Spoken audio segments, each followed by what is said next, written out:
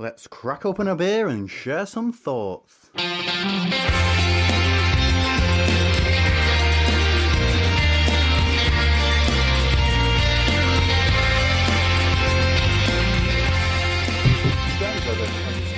Craft, I'm feeling what they're aiming at, 500 bottle. Yeah. Irish people, Still one 500 ml bottle. Oh God, Is that still the standard? Yeah. Yeah. So that's quite interesting, isn't it? Yeah. There is a few that are out there doing 330 mils, like 8 degrees. McGargles do both now. They used to do 330s only, but they do 500s now as well. It just seems to be the value concept that people think, oh, I'm paying £3 for a 330 ml bottle. Or So does that mean they're okay with 330 cans? But if it's bottled, it should be 500s? Because the cans are always 330s, aren't cans are always 330, yeah, but generally the cans will be, you'd find in the main that they'd be higher ABV, unless like it's say Rollover, which is a session IPA, or maybe Little Farm by White Hag. Most canned product here is of the higher ABV level, so people would be okay with work it. out the value then, won't Yeah, whereas if they're kind of, like I know the lads in Yellow Belly have the option to do 500 ml cans as well. Oh, they can switch with their canning line. On their canning line, and it's not like having to reconstruct the whole thing. They can actually just press a button and it changes. Spend a bit of money on it then. Yeah, and I think they're planning to contract it as well, so if people want to can the beer, they can just send it down and they'll can it for them. That's good. Yeah. It'll help pay for itself. So. Yeah. We were talking about the 500ml bottles last night as well. I struggle nearly to drink a whole 500ml bottle by myself. See, prefer to I share suppose them. it's my drinking habits have changed quite a lot. I still love to destroy a pint if it's got that smashability factor. Like, we were down in Yellow Belly yesterday and was drinking pints of Citra Pale Ale and that Forever IPA, the New Zealand, and I actually got an Iceman pour just for you, Steve, because I know you love that shit. Swat. Honestly.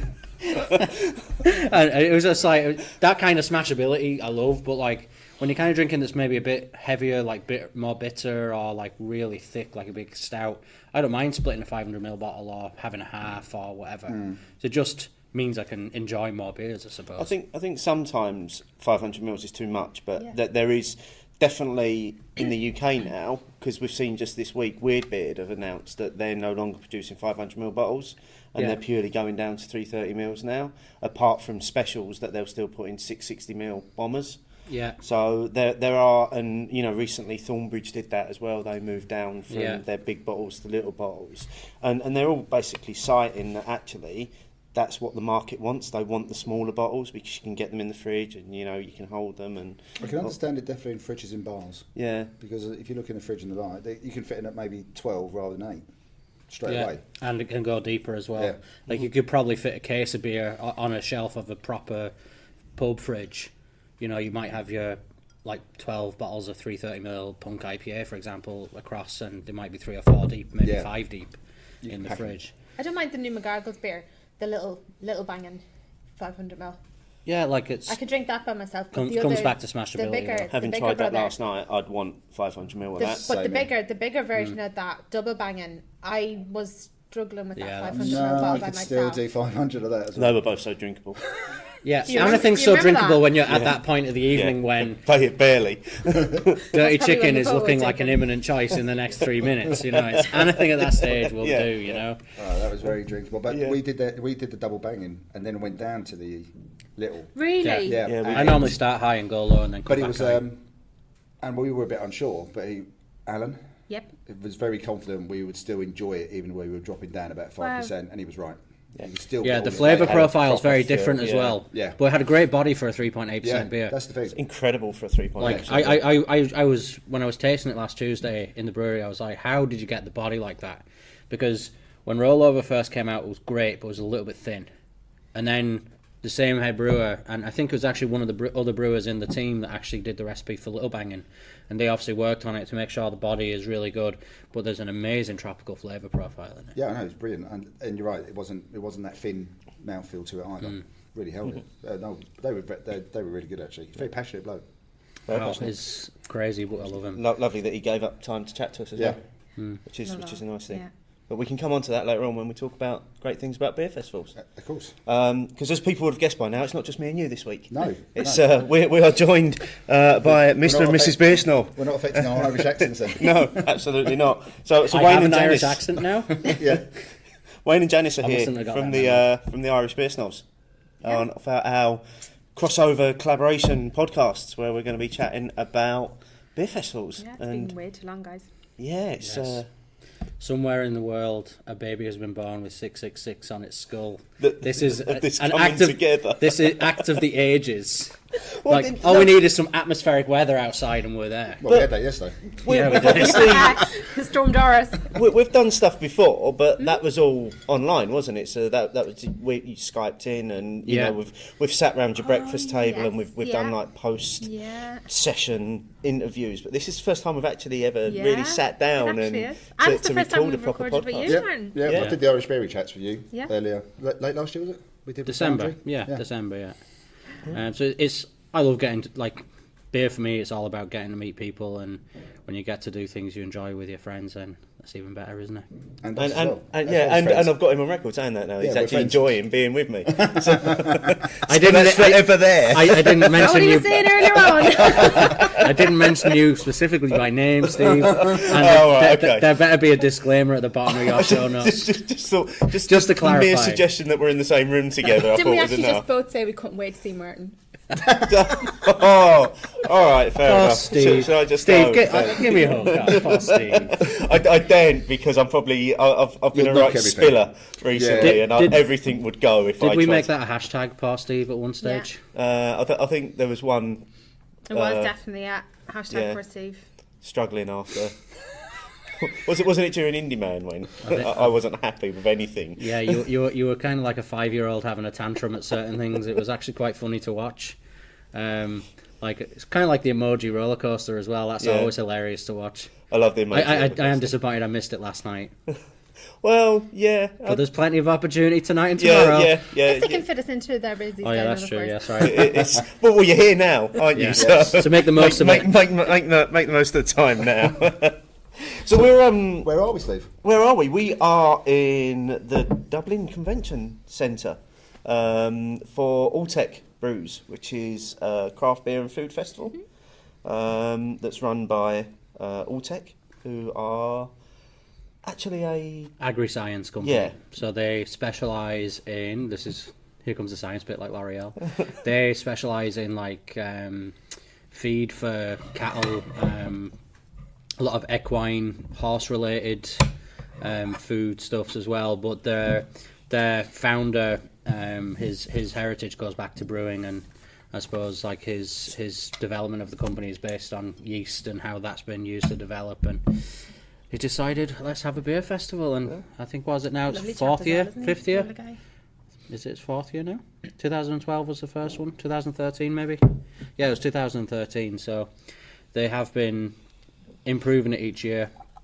They always look after the likes of ourselves really, really well. Note to any other beer fest, essentially. Yeah, I mean, yeah, I'm going to agree with that straight away because the team here that look after the media side of things do really look after you as well, and they've made it possible for us to actually have a room here today and sit here and record, and so we've got beer big as thanks as well from them. So yeah, But even it's, to have that little bit of space where you can, like, you're here for a festival, obviously, you're always going to want to be down there, but it's nice to have that bit of space where you can just have a breather and say, yeah. It's nice. But it's a Don't big want to area. be- It's a don't want big to be area around downstairs people. anyway, isn't it? Yeah, It's huge. massive. Like this whole convention centre is huge. There's 5 levels, I think. Like I've never been above this level really, but We haven't the been size of the above them. conferences they have here are just huge. And it's a really modern venue. It's a purpose-built convention venue. So whereas other venues are kind of older, large spaces, and while they have their charm, they are sometimes a bit rough and ready. And I think while some people will kind of think this is a bit corporate and a bit polished, I do like my comfort as well. Like at the same time, I'm not an 18-year-old roughing it. I'm like, I want to be able to kind of, as we have the breakout media room, you can go up and take 10 minutes, have a cup of tea if you want, have a sleep if you're miles. Even that bit outside. So if you've got the main festival, but it's still that bit outside where as the well. seats are. Yeah. Yeah. There's still a bit of space, isn't there? Yeah, and it's really bright Yeah. as well. They only did that for the first time though last year. 'Cause Yeah. they didn't have that the previous year. Yeah, so they've kind of looked at ways and based on feedback they've gotten about how they can make it better. Like they've even increased from the few photos I saw online yesterday, like the amount of seating in the actual exhibition space. Like I think a couple of years ago you were literally tripping over people that were just sitting On anywhere the to floor. watch the rugby. Okay. So they've like deliberately put in like maybe massive bean bags and kind of small low level benches and things. So they do take on board feedback. Like every year you'll probably get an email yourself saying, let us know your thoughts, anything you think we can do differently. And That's so important though, isn't it? Yeah. To actually listen to your customers and to make changes based on what they're suggesting. Exactly. That's exactly it. Like again, definitely a thing my other favourite festivals Irish could learn festival. from. Yeah. You know? Yeah, and that's generally the theme of what we're going to be chatting about over these two podcasts as well. Yeah. It's going to be about beer festivals and you know the good things, the bad things, what our expectations are, what the reality is, what experiences we've had at beer festivals around the world as well. Because I think between the four of us, we've got quite some experiences Yeah, of we've done a few, beer festivals I in a number of places. So should we jump straight into that and start discussing that? So we put out the standard polls asking people some questions. Opinions, opinions, opinions, opinions. We asked what the best thing about beer festivals is and what the worst thing about beer festivals is. Unsurprisingly, got more people vote and comment on the worst things. No surprises there. Shock. A bit like TripAdvisor. Yeah. Shock. Human nature. Ask Twitter to tell you something wrong. And they did. Yeah. But we had some decent responses across both of them. So I reckon if we have a look at, we'll talk about some of the good things. Because I think most of the discussion points are going to come around what's the worst thing, what do we Grinds your gears. Yeah. About beer festivals, Yeah. So best thing about beer festivals, 74% of the people that voted for the range of beers being the best thing about a beer festival. Before we go into some of the comments, is that something on the whole that we all agree with?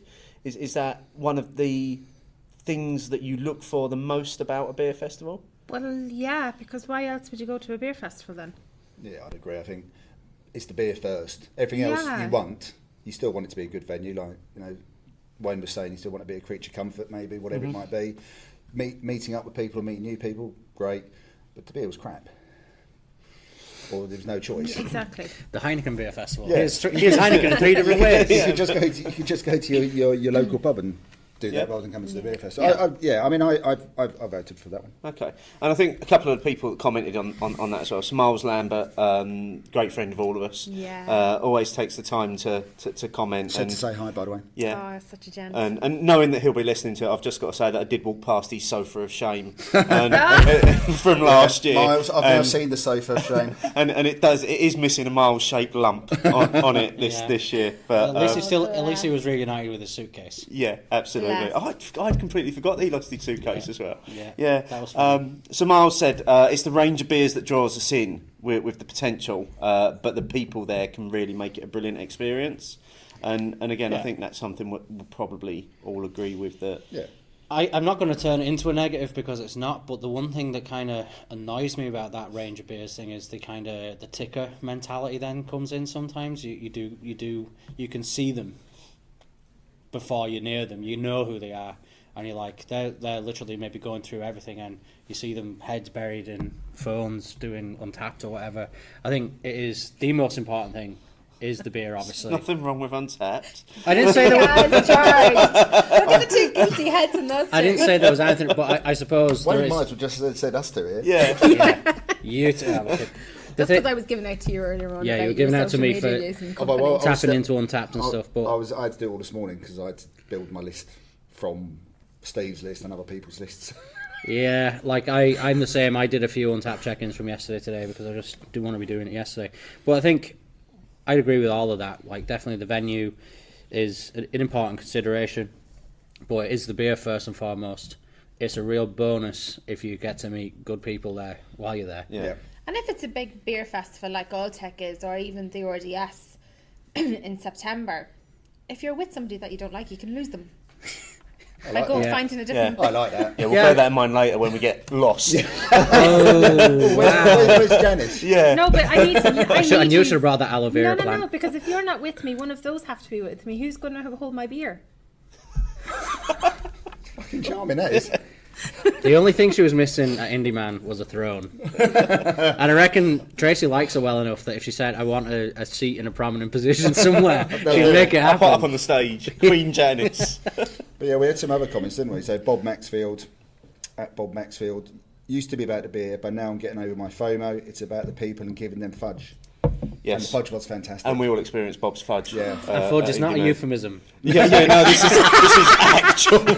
is actual sweets that we're talking about. Yeah. Just in case. Let's just clarify that point. Yeah. Good point. That's the second disclaimer going on the show now. Yeah, I'm only about 10 minutes in. Yeah. So Lil and Brew, always the beer first and foremost. You're bound to meet good people anyway. It's a beer festival after all, yeah.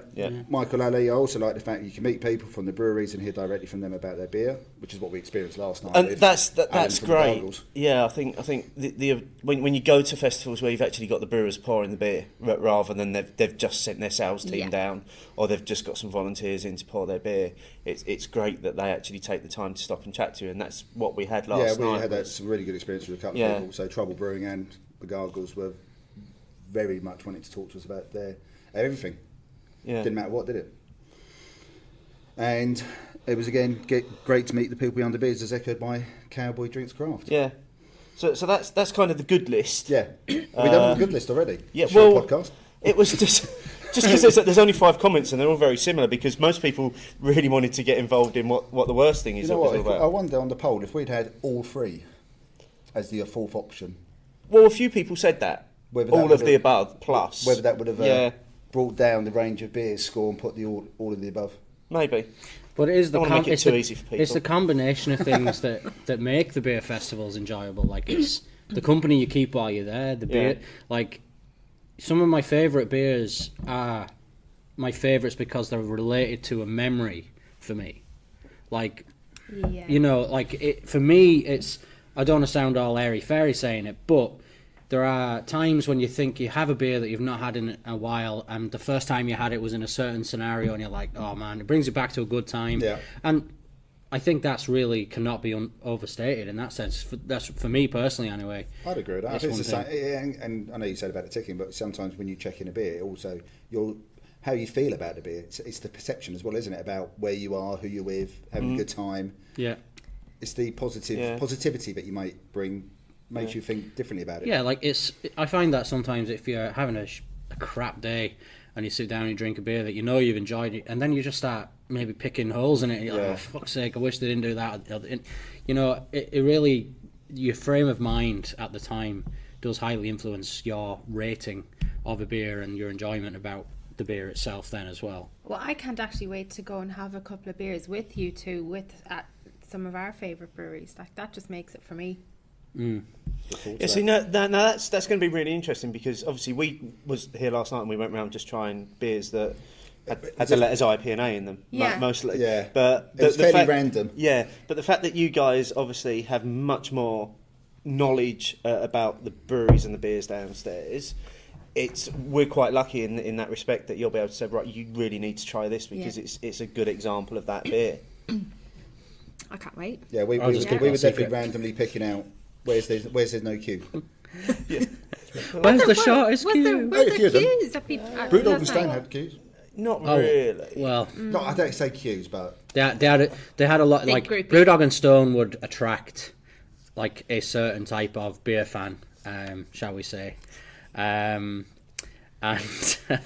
you know, I like finding the untold story sometimes. Yeah, because I'd already seen the White Hag and who's it again? Did they do it? Kinniger. Yeah. And I'd seen that and thought that sounds really good. That one was probably the only one I actually hunted out actively. Well, and the only other recommendation that we got was from your man at McGargles who said you need to go and try the beer from, is it Hope? Oh yes, that's the club I want to go for. Oh, the oatmeal IPA. Yeah. Collab with Yellow Belly. No. This is a different beer. This is but that's on one as of well. the limited editions. We had the Onto the Breach Pineapple Double IPA last night down in Wexford. But no, we went on 2 recommendations, one advertised on Twitter and the one from Alan. Yeah. So. Well, I'm looking forward to trying out the new brewery, Lochgill. Yeah, like, that's the thing. You sometimes, in a festival, you see a sea change, or people start here. It's like a whisper. Oh, you have to try that. You have to try that. You have to try that. And that sometimes is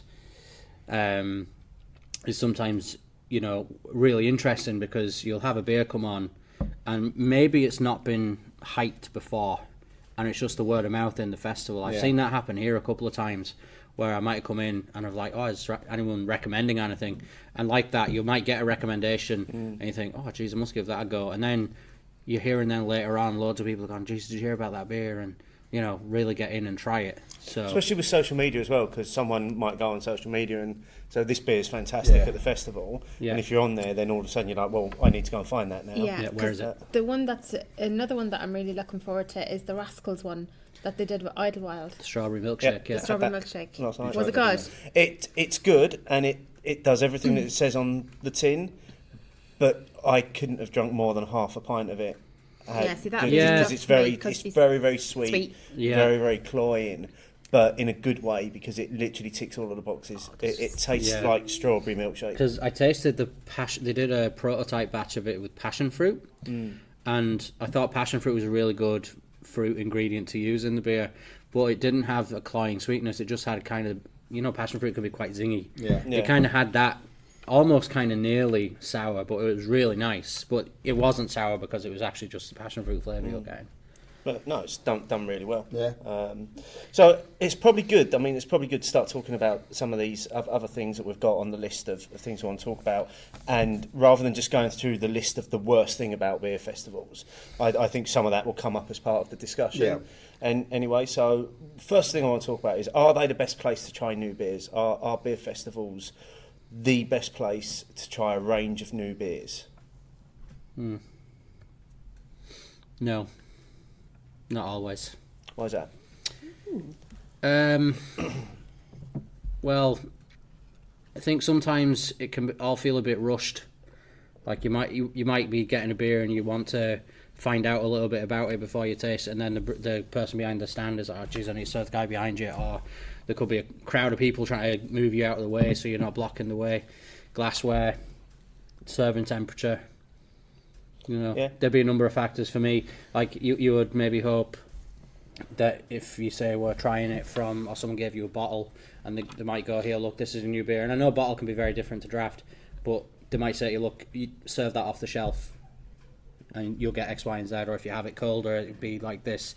I think it is usually the way you will try more new beers, but it's not always necessarily the best way to try new beers. Well, that's the top response on the poll. In terms of the worst thing was we gave people the option of badly prepared beer, and that was the one that came out on top. So 35% of the people ended up voting for that. Now, specifically worded it that way because obviously probably not so much over here because you don't have cask beer. And obviously I think that's a large part of that turnout on that thing, because going back to what Wayne was saying, for me, it can be hit and miss, but more so with a cask beer festival, but the beer isn't quite ready, or it's been rushed out by the brewery because they promised they're going to have something in, whatever it might be. And I reckon the 35% is a lot of that is based on people's experience of cask beer at beer festivals, because I've until very recently it's changed a little bit, but I think that cask beer festivals especially can be some of the worst places to try cask beer. If that's your introduction, yes, to because you haven't got the beer temperature or the beer control in some of these environment. buildings. The well-meaning and the well-meaning volunteers may not always have the skills to look after the beer, know when to tap it, everything else that goes when to take it off. Goes into it, may not quite have the skill set there. And sometimes I just think that you do get rushed beers; they're just not quite formed. We've also got something that we hear a lot, particularly in the UK, is the Great British Beer Festival is supposed to be the showcase of everything that's great about British beer. But generally the beers there are in terrible condition, and despite the best efforts of the staff, because it's just in an environment where it's very difficult to control the temperature. Olympia's a lovely building, but it's an old Victorian building. the beer festival takes place the first week of August. And it's got a glass roof. It's got a glass roof. So it's a greenhouse. With the best will in the world, it's going to be very tough. Take a bow. So some of these beers are being served on a Saturday and they've been there since maybe the Monday. Yeah. So they're like ants under a magnifying glass, essentially. At times, yes. Yeah. And I think that the quality of some of the beers do suffer. I think there are some, because they want to have enough beer to sell. There are some poor beers there anyway, regardless of what they have or haven't done with it. But I think it is logistically it must be so tough. On that I can only imagine an event of that scale must be very hard to organise. Yeah, with a live product. But then going back to a recent experience of ours, we went to the Manchester Manchester Beer and... You're just throwing in the word craft the sheer hell of it. Yeah, just trying to upset people. Some people just want to see the world burn. Yeah. Manchester Beer and Cider Festival. Dropping in C-bombs. Which was... and I said this earlier when we were talking about it, actually changed my view on Canberra festivals because the beer was so well kept and it was so good. And, in a very similar space to Olympia as well, the only difference being is that they hold it in the middle of winter rather than in the middle of summer. So which must help. Ambient temperature is going to be a lot lower. You're not going to have to worry about that. Yeah, that makes sense. I think you can make a room, if you needed to, for any reason you need to up the temperature, you can up it, but to make a place colder, unless you just leave the doors open overnight. What about beer festivals where they've got a special release on, or they've got some special beers on, and it all goes on the first night? What about that? It's bad planning. Do you think they should be rationing the beers a little bit better, or bringing more to see it out? I think this comes to a wider thing. Fear of missing out. That's the whole, human nature now. It's long been prevalent in technology. Oh, I need the new iPhone, or I need the new whatever. Never need the new iPhone. And it's now like in beer that it's like you have to have this beer because it's whatever. It's made with unicorn tears. Oh, I don't know why you wouldn't do it on an opening night though. A new release. It's all part of your publicity, isn't it? Yeah, but why would you not bring a load of it though? But some of them don't have the quantity. I mean, the one the Coniston that we tried at Manchester won Great British Beer Festival a few years ago, and it's barley wine. You simply don't have the quantity sometimes. No, and going back to Indie Man a couple of years ago, where Buxton had the first time they had their ice cream pale ale on, they put it on Thursday night and it all went, and that was it. That was it, done for the whole weekend. Well, you should have left some of it. No, it was so good. You didn't need to lie under the tap, Steve. Again, I was bathing in it. Yeah. Where's Steve? I'm for the Buxton tap again. This pool is now just Buxton ice cream. It was Steve. Yeah. It was Steve at one stage. But I suppose that comes into one of your other points, though, isn't it? About it does, yeah. It's the flip. Do beer festivals sometimes hold some of their specials until the very end as well, like when they think they're going to get the big night, the Friday night, the Saturday night, that kind of thing? It's sales 101. You want to make the biggest impact, and it's a question of the timing of the impact.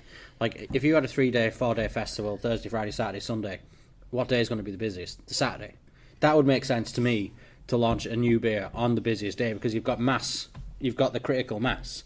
But you generally, if it runs out on a Saturday, you might not be too peeved, because the number of people in attendance will naturally be higher, and you go, actually, look, I missed it, but I'll look out for it, because it creates that latent, I missed that beer at that festival, I need to keep my eye out for that. But what if you are that person that had that beer, and then you can just go, haha, I had it, you didn't? It comes back to the FOMO thing, doesn't it? It comes back to fear of missing out, as a badge. The issue I've got with that is, yes, it makes absolute sense sales-wise to hold back big releases to the big sessions, a Friday night, Saturday, that sort of thing. But generally, at beer festivals, you find that those aren't the sessions where your real beer geeks and lovers are. They're generally people that are just out on the smash, that are just looking to get pissed as quickly as possible.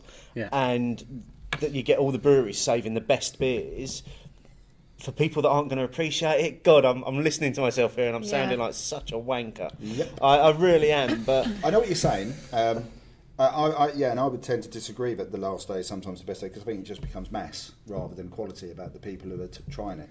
I'm not saying that everyone goes on a Saturday, because I go to beer festivals a lot on a Saturday. But look at what Cloudwater did at Indie Man last year. They had the brand new dipper on all 4 days. Yeah. Like, that's a brand new release for that festival, but it was on all 4 days. But they had planned that, hadn't they? They had planned that in advance. But that comes back to my planning point. Yeah. You know, Get what's your the logistics right. what's the point in turning up at a beer festival, one keg of beer, and you might have 600 or 700 people in attendance? Now it's all well and good if you're only dishing out thirds, but at the same point, it's unfortunately we see it here, you see it in the UK, no doubt, that there are people who work in the industry that maybe don't have that business nous. That they don't think they might just think, you know what, we'll bring 2 kegs of this beer, we'll launch it on the Friday night session. When it's gone, and that's it. And we'll live off the uplifting social media commentary, and you know, the people going, yeah, I had that beer, you didn't, you suck, get the fuck out. Like you should be planning. If you anyway, you should be looking at 6 months ahead, saying, well, we've got this festival. Are we going to do something? We know it's coming. Yeah. Let's make a special beer for it, and we'll bring a load of it with us. So, more, like, you'll surely want more people to enjoy your product than less. I agree. Yeah, there are a few breweries doing that now. There was someone we were talking to said they're planning which festivals they're going to go to for the year. I've forgotten who it was. I know a number of Irish breweries that do it now that way. They look and say, they look at the festival calendar and go, we'll do that one, we'll do that one, we'll do that one, and they will then plan releases around that. Which makes sense. It does, yeah. But I don't think there's an easy answer about when the best beers come out. Yeah, because I've really mixed feelings on the whole thing, so I don't really know what to say. We've done it. We found something. Yeah. Janice doesn't know what to say. We've rendered her speechless. Well done, lads. And have an easy life. Yeah, I don't. I don't think it's an easy... Opening night, you do it, it's a bit of a splash. Get people to come in because they may not have turned up. Get people talking about it and straight away. Yeah, and people were going to want to go along too. But yeah, you will sell out if it's so well regarded. It will sell out. But so they can only make. But at the end of the day, they can only make so much beer, and they can only bring so much beer. So if you've missed it, it's your problem, not the breweries. Oh, I would agree. Right. I mean, there is an element of planning, but today I think for beer festivals they're getting better at it because I think beer festivals are so popular. Yeah. I think they're having to get better at it, yeah, to plan for... Because there's so many breweries. Yeah. If you're a bit rubbish at your planning, you may not get invited. Yeah. You might, in some consumers' eyes, you will maybe only get one chance. And some consumers might go, well, you didn't even have enough to get through 2 days of a festival. If you run out of beer now, then you've got an issue. You know. You can't organise a piss up in a brewery. Exactly. Apparently not. That must be where it comes from. Some guy, oh man, I'm going to get that new beer. Oh, sorry. He comes up to the tap. Sorry, mate, that lad just got it. And it's like Nelson in The Simpsons going, in the background. You're like, come on. Okay, so beer festivals are a good place to try new beers, and it's just good business sense to put beers on when they're going to get sold and get the most exposure. Yeah, that's their job, isn't it? In summary of those 2 points. Yeah. Let's go on to one that I know Martin's very, very passionate about, this one. And that's water stations at beer festivals. Yes. I'm going to just rip the strip and let him go here on this one. I see Alltech, first of all, congratulations. They have plenty of water stations and places to rinse your cup as well, which is a real bugbear of mine, as much as the lack of water at Canberra beer festivals, especially because if you're having a range of beers, one of those will be a dark beer at some point, and that will always stay in the glass after it. And even if you don't, if you have a decent IPA, it should still hold some of that in the glass along the side of it. So why not have somewhere you can rinse it? All wine festivals have glass rinsing stations and water. GBBF last year, they said they would have water, and when you ask someone, one person even passed the bottle of water he was drinking out of. Well, fuck off with that. I'm not drinking your fucking manky water. Yeah. He looks like he's got the black plague there. And it was Give me some of that. Like the beer, it was warm at that point. It was 2 o'clock in the afternoon. But the condensation on the inside of the bottle as well is a good measure. I mean, craft beer festivals in general, my experience has been there's usually water. There's usually water around. But is that a licensing thing? Is that like a planning? Because I'm pretty sure the events here, like even the RDS, which is the other big festival that usually takes place in September, they have rinsing stations and free water. They have 2 or 3 of them. They should have it anyway. As a bare minimum. I know they should have it, and I totally agree with you.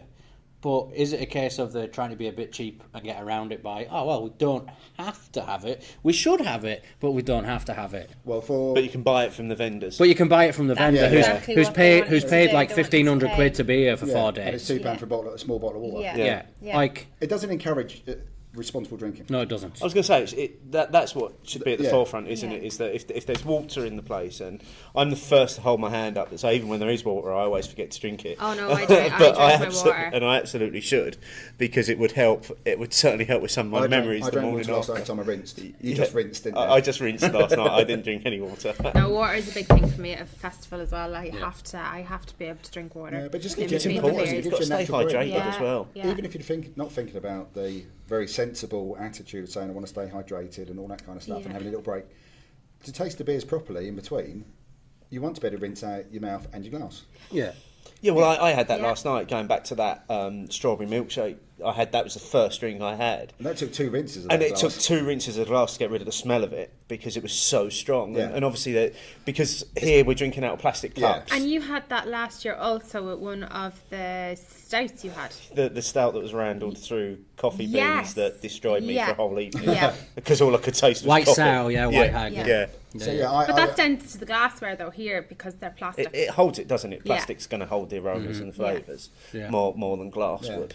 But like I said, it's really only for me. There's only one Camera Beer Festival I've been to which had water, and that was the Chelmsford Summer one last year. Yeah. They had freely available water. So is it worse at camera festivals? Yes, unequivocally yes. I've written to them. They printed it. They printed the letter, and they put an editor's note on there. And I can't remember what the editor's note was, but I wrote back and they didn't print that. Okay. So I wasn't happy with the response. They could get people to sponsor the water properly. You would have get, thought so, they get yeah. water at running events. Yeah. And people Yeah. had the stuff on the outside of the bottles. They don't. The organisers haven't bought all that water in themselves for the amount you use in like half marathon, 10Ks, and marathons. Can it be that hard to pipe up a tap? No. No, there's water there. There's water in every facility. There's piping. There's plumbing. But even you say, I'm going to drop it again. You say at craft festivals, it's better. But even last year at Indie Man, we still had to ask if there was water. That I was surprised at that last year. Yeah. because I thought Yeah, it'd be more you freely bought a available. bottle. You actually bought a bottle of water off them, and they got free refill. and then And they'd then got refill free- it for you. Yeah. Joke. Yeah, you shouldn't have to go back to. no, and no, also, just put water stations around. Yeah. So people can, yeah. Don't go. And also, all you're doing is creating a bottleneck. Yeah. So wasn't it the same place where you got your top up tokens? It was, yeah. And it was the same And the place cloakroom. Cloakroom. Yeah. So And it was they'd be everybody judging you. going in. Ooh, water, yeah. eh? But there's no excuse for a festival that has Indie Man's reputation Not to be to have- seen to be stinging on the water. Yeah. Like they Especially in old they swimming could baths. they could actually hire for the day or for the days of the festival the water carriers that have the 20-litre bottles in Yeah. like next door. Yeah. We're just pouring water now. Yeah, but that's what. Thank you. But that's what they've got here, isn't it? There are drinking stations downstairs where you can go and you can refill your glasses, and it's part of the festival setup. It's like the one. It's just like the water coolers you get at work. Yeah. That's all it is. It's no massive science behind it. No. And the ones for rinsing is just a pot of water, and it's just you do a foot pump for it. Well, we were actually going to buy a couple of bottles of water coming here, but then we remembered that they're actually quite good with the water stations here. So. And that's what pees me off. Like in the summer beer festival, I have to take a bag still to a beer festival, a Camera Beer Festival in the summer, purely because I want to bring some water with me. Joke. So the noise you just heard was us being poured water, because we've just finished Ran out of beer. a beer. So Yeah. we've been drinking. The Fox's Rock IPA, which was new to me certainly. It's new to me, and Wayne, you were saying that this is actually an Alltech brew for all intents and Yeah. purposes. Yeah, so you've probably seen in the fridge next door, they actually have the Alltech beers with the A on them. They're brewed in Kentucky. But the Fox's Rock, they bought Station Works Brewery, which also have a brewery in Cumberland, and like they're based in Newry, Northern Ireland. So they brew a number of brands there, and yeah, it's been around for over a year now, and it's improved a fair bit. What did we all in think that of it? time. I think it's really nice. It's 5.2%. I think it's really well balanced. A little bit more malt than some IPAs you get these days, but in the right places. It's a nice balance of malt Yeah. and hops in It's- there. Yeah, a little it's bit got of a nice fruit at the flavour. end, Yeah. Yeah, mine's It's, gone, so yeah. Great beer. Throw in another bingo word. It's a gateway beer. It really is. It's a beer that you didn't give to someone who was maybe just Starting out. on Yeah. their But journey. better than Definitely. some of the ones which you get with the label craft just stuck on it. Yeah, absolutely. And from what Wayne was saying, this has evolved a little bit as well. So they're obviously trying to hone the recipe as well. And I think it's quite good nick at the moment. I've really enjoyed drinking that. It was very drinkable. Yeah, like it's one you'd see in a lot of supermarkets over here, and it may be in the 4 for €10 kind of pile. That's not bad. Which, if you're out and you think, you know what, I see that's a new beer, I'll try that and give that a go. You don't feel and 500ml bottles, we talked about that kind of before. It's better value for your average punter. Yeah, 4 of those, I'd be happy with that. I'd be more than happy with 4 of those. Yeah, that was nice. So we've got one more discussion point before we finish our half of this collaboration, and I don't know whether this is something that's just seems to be a thing in the UK right now, and that's discussion panels at beer festivals. It seems to be at the moment in the UK. There's very much a trend of you can't have a beer festival unless there's a discussion panel of some sort. Is that? I'm not sure how I feel about them. I mean, I am sure. I can live without it. I don't go to them because I think it actually wastes my time at the festival that I could be socialising or drinking or doing something. But I know that some people do enjoy the discussion panels. The last two, the odd controversy has come out of them as well. I think you're just leaving yourself open to creating controversy at your own festival by having a discussion panel. Yeah. I don't see the point. Because they had one. There was a bit of controversy at Indian. There was. And there was controversy at Manchester. Yeah. They're the last 2 ones. Both for very different reasons. But very different reasons. Those rambunctious Northerners, huh? Yeah, I'm not saying right or wrong reasons, but the point is I think you're leaving yourself open to not even having a discussion about beer sometimes. Well, I suppose it depends on the panellists and it depends on the subject of discussion. I personally couldn't give a fuck about a panel. I would go to listen to a brewer. Wayne, say what you mean. Now, come on. Sorry, Martin. Did I not? Did I mumble? Really feel. Did I mumble there? Like, I couldn't really give a bollocks, to be honest, because I don't primarily go to a beer festival or listen or be lectured at by people who think they know more than me about certain subjects. I'm educated enough to make up my own mind that I don't need to be force-fed someone's own prerogative. I will happily go to, if there is a brewery or a brewer there who's doing maybe a guided tasting of their beers and might have brought one or two. That's very different. But you're not getting someone standing on a pulpit kind of giving you a soapbox of this is what's right and this is what's wrong with the industry or this beer festival or this person. And you'll get, invariably, as we've seen, people's agendas can come to the fore. And it leads to people getting aggro, it leads to people falling out. I don't go to a beer festival to be walking on eggshells. I go to a beer festival to have a few beers, try some new beers, have a beer with my friends. I have more than one friend. And that's just how I feel about it, to be honest. Alltech started out, they did a joint trade event that ran alongside with Irish Pubs Global. So Irish Pubs Global are a global organisation of people who it's people who basically own an Irish bar anywhere in the world, so Russia, wherever. And part of the event was trade, part of the event was the festival. And you did get them kind of panels, but they were aimed at professionals or people, how to make your pub more social media friendly and those kind of things, where it's not necessarily... So there's a practical reason for it. It's not necessarily a panel discussion. It's going to be a potential flashpoint that could create controversy. And if I was organising a beer festival, I probably wouldn't bother with that because you're just potentially creating a headache for yourself. That's what I mean. Well, the other thing as well is you're putting a panel on say in the middle of a Saturday afternoon at a beer festival where you've probably had some punters in since 11 o'clock. What could go wrong? Had a few. Yeah. And all of a sudden, people want to just have their own opinion on everything, and it can very easily turn into an argument. I think, as you say, we've seen that recently with a couple of them. People like putting the Liverpool Man United game on at 5:30. We've all been in the pub since 11. Yeah. But I think the other thing is trade sessions. I know it's not directly that thing, but trade sessions at beer festivals sometimes, especially when the public then are ousted for the trade session. Like the London Drinkers Festival. It's a real bugbear. It's something I've not experienced because normally the trade festival is its own session or it's merged with a public session. Yeah, it's usually the first session. Yeah, they do it. So it opens at 12, the London Drinkers Festival, the Canberra one in Camden, or King's Cross, and then at 3 o'clock, 3 till 4:30, something like that, the trade session, and so everyone else has to leave. And it really fucked me off last year because I went over the road to have a bite to eat with some friends and I never got my mojo back. You're just like, needed nah, I a want to go. t-shirt. Do you know who I am? Yeah. I've got one now. On the whole, but I think that's unusual. But that sort of thing shouldn't happen. Yeah. That shouldn't happen at the expense of punters. In these first people are 5 paying things that anyway. we've been discussing, on the whole, Camera have had a really bad time here, haven't they? From a UK point I of would view. always call them out when they're bollocks. Yeah, we're lucky we kind of that's- don't have camera here. Yeah. That's why I'm.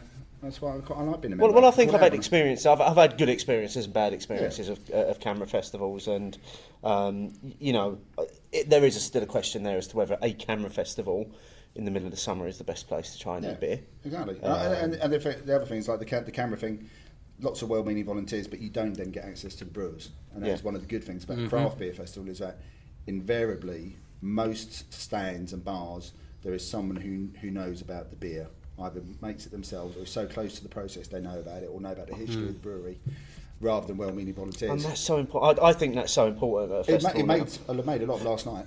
Yeah. For us. People buy off people, ultimately. Even though everything is changing and we've been driven towards apps and banks that don't want people to come into them and stuff, ultimately, I like to hear the story behind a beer if I can, and I will, like, if I like what I'm hearing, I'm going to be like, oh, yeah. Yeah. Or even I'll keep an eye out for that guy, because he's got a really interesting story. Exactly. I'd agree with that. But yeah, I think Canberra do a lot of stuff well though. But I still think there's lots of room for improvement. That's the same with any organisation. You always get the rough with the smooth. Yeah. And on that bombshell, On that note, I think we'll wrap up our Part half one. of this crossover. Obviously, make sure you tune in to the Irish Beer Snob podcast to hear the rest of this discussion as we finish it off. There will be a link in our show notes to that second part as well, so you can link straight through to that. And if you don't already listen to the Irish Beer Snobs podcast, then shame on you. Yeah, absolutely, because you should, because Wayne and Janice do a great job. And there's just this. You've got this. I'm going to say it in front of you. You've just obviously got this natural connection of I'd be worried if we didn't, Steve. Yeah, but no, but it also comes across so well as well. Thank so you. do enjoy listening to what you do. So it's been an absolute pleasure to record this with you, and I very much look forward to part 2. And just to say that if anybody does still want to get involved in this discussion, just tweet us your thoughts on beer festivals. Use the hashtag Hopinions. And we'll pick it up and hopefully you'll feature in our future letters section. Angry letters or tweets to the shit editor. Yeah. So, cheers, guys. Yeah. Cheers.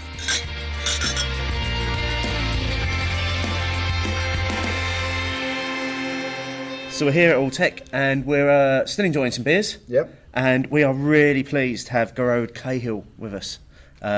Who is well, I'll tell you what, why don't you tell us what you do rather than us try and explain it? Delighted to be here, first and foremost. I work for Alltech. I'm their Director of Brewing Science, which is a great title. For the competition here, I was the head judge for the entire Dublin Cup competition, which was for beers, craft beers, and also for craft cider. As head judge, what my role is to recruit I recruited 28 judges, and I'll explain what they do and the calibre of people we're talking about. Myself and my team in Alltech in Dunboyne, we took in all of the 400 samples from around the world. We separate them into categories and subcategories. So this year, for example, we had an IPA category, but we also broke it down into double IPAs, into session IPAs, which are now becoming really popular. And so we had a suite of categories so that we can present them to the judges and they know, okay, double IPA, I should be expecting this, this and this. We code them all appropriately, and then our big job is on Monday and Tuesday of this week, we presented all of those beers anonymously to our tables of judges. And they have to rate those, and I'll go through the rating of that. So my job as head judge, unfortunately, I don't get to taste all of the 400 beers. One of the perks then? Well, I did get to taste and adjudicate on some of the, I'll call them controversial beers, but where you have a beer that is sold as an IPA, but actually it may be more like an ale, a really good ale. The judges will look for guidance from me to say, am I rating this as an IPA or as an ale? I will go back, scrutinise the label, the way it's presented, do some background checks on the beer, and if it's an IPA, you measure it as an IPA. And some of the feedback that some of our contestants will get is, okay, say you got a bronze or no medal as an IPA, but if you redefine or re-advertise that beer as a red ale or something of that ilk, actually it stands out much better. So what we want to do is to make sure that the beers that we're assessing here are assessed as they're presented to the consumer. So an IPA is an IPA is an IPA. We need to make sure then that we have the right hop nose, we have the right depth of bitterness and the right full impact. So that's part of my job. So I do get to taste some of the samples, usually the quasi-controversial ones. I guide the judges along. And then what I have and what we had in Dunboyne was we had 6 tables of judges, each with 4 to 5 judges on each table. And each table will taste an individual beer. My job is to watch the performance of the judges, and a beer that's tasted on table 1, I will take some of those beers and retest them on table 3 or table 6, and I'm looking for consistency between tables, and that's one of the key roles I have. And I have to say the judges I have in our portfolio are really, really impressive, and I'll talk a little bit about the calibre of those. So my job is to make sure that the beers are presented as fairly as possible to the judges, so that they're as informed as they can be without knowing the brand, the origin in terms of the country or the brewer, and then they will adjudicate on the beers, and then I ensure that we have quality and consistency.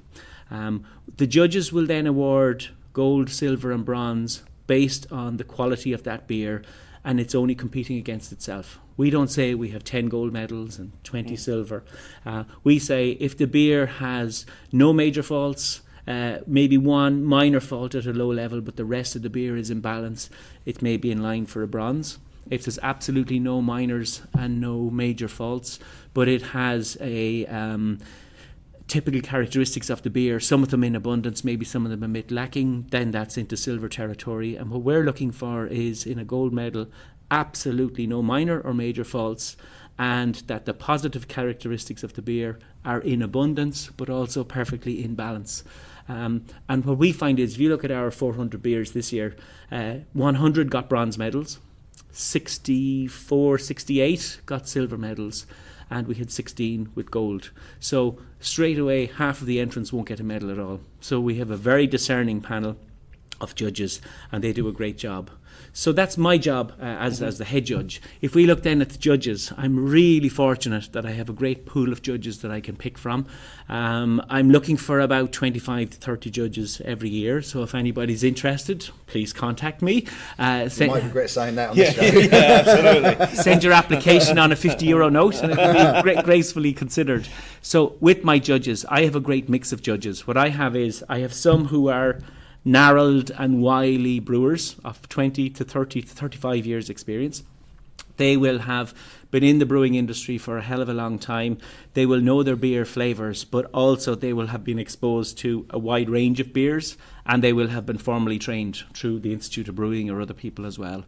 So their knowledge of, say for example, if I have an ale brewer, the calibre of people I have, they will be excellent in lagers, they will be excellent in wheat beers, they'll be excellent in stouts. That's the calibre of people I have. So that's one subset, is shall we say the more mature or senior type brewers that we have.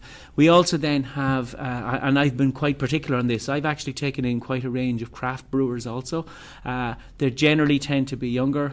They are trained tasters also in terms of various qualifications that can be achieved. And they can be right up to date in terms of what's current. So IPAs, subsets of IPAs, all of these wit beers and so forth. And the marriage of the two of those is actually excellent, and the discussions at the tables is very impressive. I also have, and I'm lucky to have, a number of fully qualified beer sommeliers.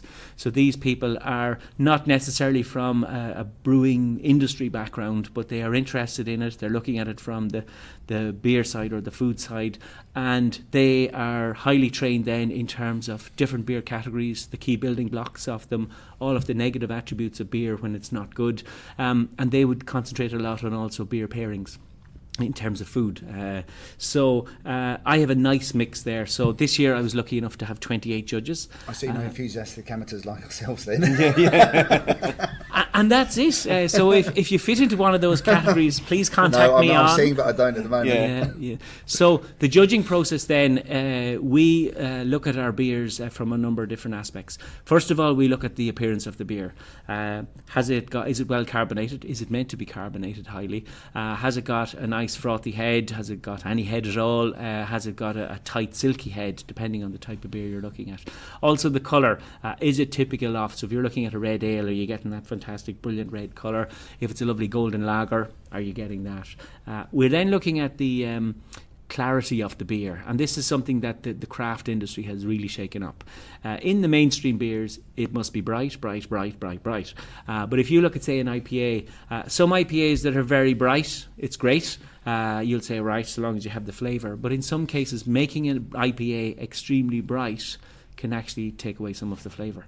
So it may be that some of the beers are cloudy, some of them may be bottle conditioned. They will lose absolutely no marks for that. So that's just looking at it. Before they even taste it, they've already attributed some scores. Then we're into the aroma of the beer. Depending on the beer type, are we seeing signature hop notes in that? So if we look at IPA, are we getting top notes of various aroma hop types? Are we getting ester notes coming from the yeast? And are we getting a sweetness impression coming from the malt? Some beers are hop-led in terms of the hop signature is very strong in the nose. Some are malt-led so that they actually get a malty biscuity nose and that the hop is in the bitterness rather than in the aroma. And then finally, they start to taste it. So we've already attributed quite an amount of marks before we even get near the beer. Then in terms of the beer taste itself, you're looking at simple things like, to start with, body and mouthfeel. Is it like a thin Pilsner that's refreshing and clean and cuts the thirst?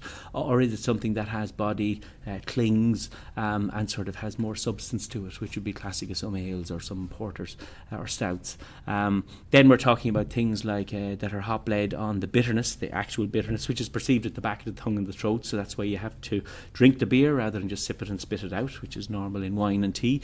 But so we have to drink the beer. That's just one of the rules. And then the rules. Soft job, but someone's got to do it. Exactly. Yeah. And then we're into the other flavours as well. So we're looking at what has the raw materials contributed. So is it something from an ale malt or a lager malt? Are there speciality crystal malts in there, dark malts, roasted barleys? Is there wheat in there as well? So all the cereal side contributes a certain amount of flavour and body. What has the yeast done? If the yeast is well managed and loved, and I'm a big fan of proper yeast management, you're getting nice esters coming from the yeast. Some yeast produce lots of esters appropriate for the beer and others don't. Sometimes you get sulphury notes coming off the yeast as well. So if your yeast is loved, you'll get all these nice positive flavours. If it's abused and given a hard life, you'll get this yeast bite, yeast autolysis, where the yeast starts to break down. It's not particularly nice and it shortens the shelf life of the beer. And then we're into the residual sweetness from the malt. So yeast or sugars that the yeast could not metabolize, break down into alcohol, you want that left behind for body but also for residual sweetness. So the brewer's challenge is when they're developing the recipe is have the right balance and marriage between these conflicting flavours. So you have the bitterness of the hops, you have the sweetness of the malt, you can have a dryness and astringency coming from the beer in terms of a sort of the hops or the raw materials. So if you have a roast barley or roast malt in there, you get cindery dryness. So then you're talking about lovely esters coming from the yeast to counteract that, and you're also talking about fruity, citrusy notes coming from the hops. So if you want to get a really complex flavour, you need to dial up all of those so that it's very rich and the conflicting flavours start to marriage each other out.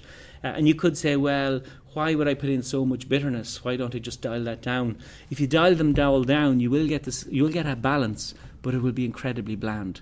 So the risk for the brewer is build up all of these building blocks so that it's a full complex flavour, but actually if you get it out of balance, it will be too sweet, too bittery, too roast. So it'll hit you hard if you get it wrong. But to get a full flavoured complex beer, you need to have the bravery and test and trial to build up these and keep them nicely in balance as you build up the full flavour of it.